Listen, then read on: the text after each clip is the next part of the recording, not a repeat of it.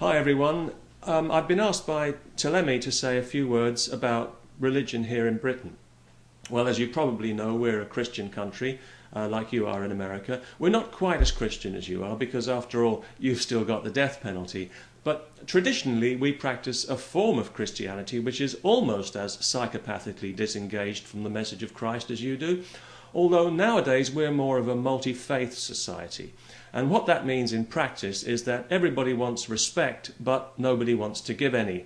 So we all get offended at the drop of a hat. Or a turban, it doesn't make much difference. Christians, Muslims, Sikhs, Jews, everybody, it seems, has some sort of beef, except the Hindus, obviously. But everybody complains in Britain that religion doesn't get enough respect, and yet there are 16 churches within a 10-minute walk of my house, not to mention mosques and temples and synagogues and all the other assorted Wendy houses of the soul that cover this land from top to bottom like a plague of boils, and yet religion doesn't get enough respect. It pays no tax on corporate profits, it's allowed to indoctrinate children from birth, and yet it doesn't get enough respect? Well, excuse me, but even the royal family doesn't get quite that much respect, and they're treated like royalty. A third of all the schools in Britain are single faith schools financially supported by the government. Teachers are against this. In fact, just this week, teachers demanded a ban on all faith schools because they encourage segregation and prejudice. So naturally, the government is creating even more of them because our Prime Minister is a well-known Christian hypocrite who has publicly endorsed the teaching of creationism in schools. Meanwhile, schools are dropping the Holocaust from history lessons in case Muslim children who have been taught to hate Jews feel compelled to say something anti-Semitic. We don't want to embarrass the Muslim kids by showing up their parents as hate-mongering bigots because that would be disrespectful to their faith. I'm just wondering how long it'll be before we start referring to it as the Holocaust theory for the sake of community relations.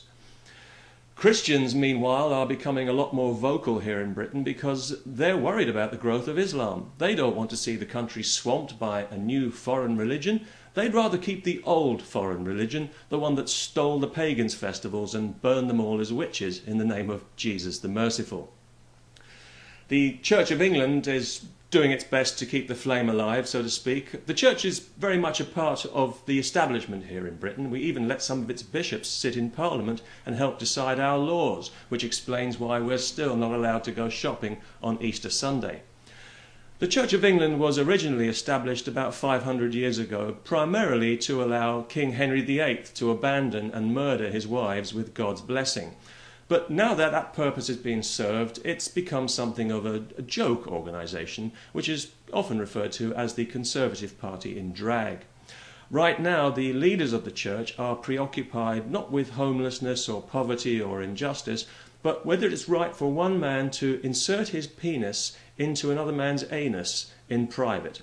This is what they're focused on, and we all know that you get what you focus on, which is probably why half of them joined the church in the first place. One person I do feel a little sorry for, though, is the Archbishop of Canterbury, the most important clergyman in Britain, and he's only got 2 lousy palaces to live in. What sort of life is that for a man of God? I bet if Jesus came back, even he'd be embarrassed for him. I bet he wouldn't be able to look him in the eye. But anyway, that's pretty much how things stand here in Britain. Religion is alive and well, in the sense that a crocodile that's swimming towards you is alive and well, and its influence is growing as steadily as a clergyman's penis in a room full of choir boys. But here now, as in America, people are starting to speak out against this creeping insanity, and who knows, if enough of us do it, maybe one day humanity will come to its senses and we can finally put this fake God into a rocket ship and send the silly old fool back into thin air where he came from. I'm looking forward to it. Peace.